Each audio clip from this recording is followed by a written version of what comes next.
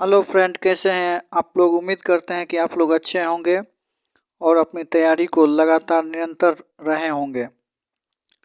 मित्रों, आज के इस वीडियो में हम लोग सुदर्शन झील के बारे में पढ़ेंगे। जैसा कि आप जानते होंगे कि सुदर्शन झील बीपीएससी के एंशिएंट हिस्ट्री का एक काफ़ी ही उलझा हुआ टॉपिक है और आज के इस वीडियो के माध्यम से सुदर्शन झील से संबंधित आने वाले सभी प्रश्नों में आपको कभी भी कठिनाइयाँ नहीं होंगी। जैसा कि आप विगत प्रश्नों को देखेंगे तो पाएंगे कि सुदर्शन झील के निर्माणकर्ता, इससे जुड़े हुए राजवंश और इसके क्या स्थिति थी, इस प्रकार के प्रश्न पूछे जाते हैं। और इसमें सभी विद्यार्थियों को बहुत परेशानियां होती हैं क्योंकि यह एक ऐसा टॉपिक है जिसमें कि चार राजवंशों का नाम जुड़े होने के कारण यह काफ़ी पेचीदा हो जाता है। तो आज के बाद निश्चिंत हो जाइए और इस वीडियो को देखने के बाद आप सुदर्शन झील से संबंधित कोई भी प्रश्न आने पर निश्चित रूप से उसका सही उत्तर देंगे, ऐसा आशा ही नहीं बल्कि पूर्ण विश्वास है। तो आइए हम लोग इस टॉपिक का अध्ययन करते हैं। तो जैसा कि आप स्क्रीन पे देख रहे होंगे सुदर्शन झील, तो इसके निर्माणकर्ता पुष्पगुप्त वैश्य थे। ये चंद्रगुप्त मौर्य के समय में बनवाया गया था। याद रखिएगा, सुदर्शन झील का निर्माण चंद्रगुप्त मौर्य के समय में बनवाया गया था और यह किसके द्वारा, तो पुष्पगुप्त वैश्य के द्वारा। इसका अवस्थिति की बात करें तो यह मौर्य साम्राज्य के सौराष्ट्र प्रांत में गिरनार नामक स्थान पर जो है बनवाया गया था। याद रखिएगा, जैसा कि स्क्रीन पर भी दिख रहा होगा, सुदर्शन झील का संबंध जो है वो चार राजवंशों के साथ रहा। जी हाँ, राजवंश में कभी कन्फ्यूजन नहीं कीजिएगा। ध्यान देने की यह बात है कि सुदर्शन झील का जो संबंध है वो चार राजवंशों के साथ जुड़ा रहा। वास्तव में इस झील का निर्माण तो चंद्रगुप्त मौर्य के समय अर्थात मौर्य वंश के शासनकाल में पुष्पगुप्त वैश्य के द्वारा किया गया, लेकिन उस समय इसका निर्माण हुआ। इसके बाद मरम्मत, फिर जो है पुनर्निर्माण आदि कार्यों से जुड़े होने के कारण यह झील जो है चार प्रमुख राजवंशों के साथ जुड़ा रहा। तो स्क्रीन के ऊपर दिख रहा होगा आपको। तो आइए हम लोग एक एक करके सभी राजवंशों के बारे में भी जान लेते हैं। तो इसमें राजवंश का नाम है, इसके बाद सौराष्ट्र प्रांत का गवर्नर, चूँकि यह झील सौराष्ट्र प्रांत के गिरनार नामक स्थान पर स्थापना किया गया था और संबंधित राजवंश के समय झील की क्या स्थिति थी इसके बारे में हम लोग देख रहे हैं।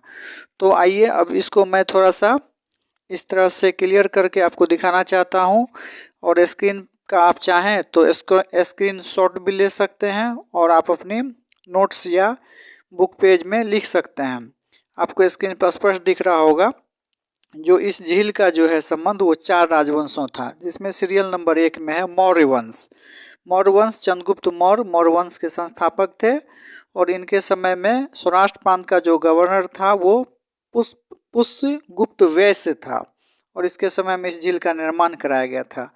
दूसरा जो राजवंश इससे संबंधित रहा वह मौर्य वंश ही था और शासक का क्रम जो है वो दूसरे नंबर पे अशोक रहे और इस समय जो है सौराष्ट्र प्रांत का गवर्नर जो है वो तुसाप्स था और इस समय झील की स्थिति यह रही कि इसका मरम्मत कराया गया और इसमें नहर की निकासी की भी व्यवस्था की गई।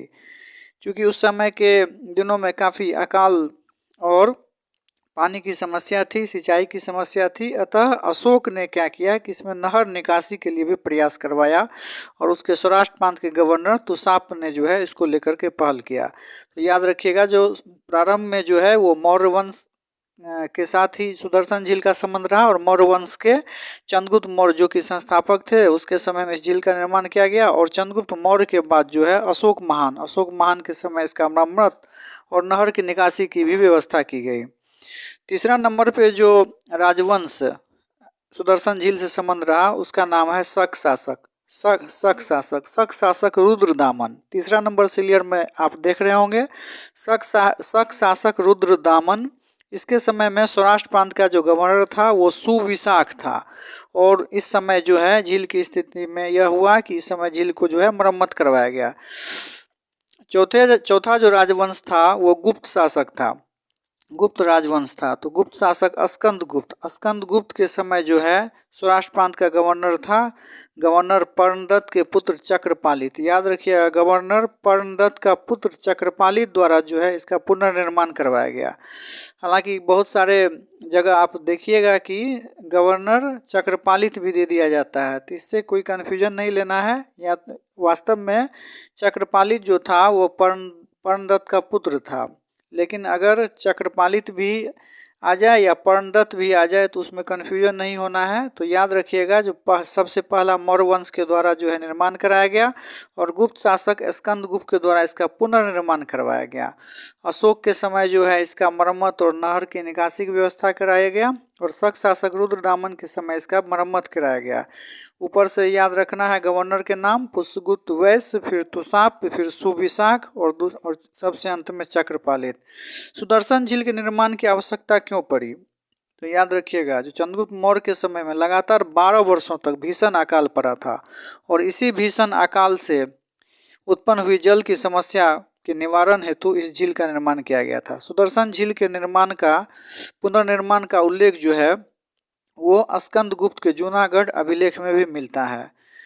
तो मित्रों, इसी के साथ आज का ये वीडियो समाप्त हुआ। उम्मीद है कि सुदर्शन झील से आने वाले सभी प्रश्न में आप कभी भी नहीं उलझेंगे।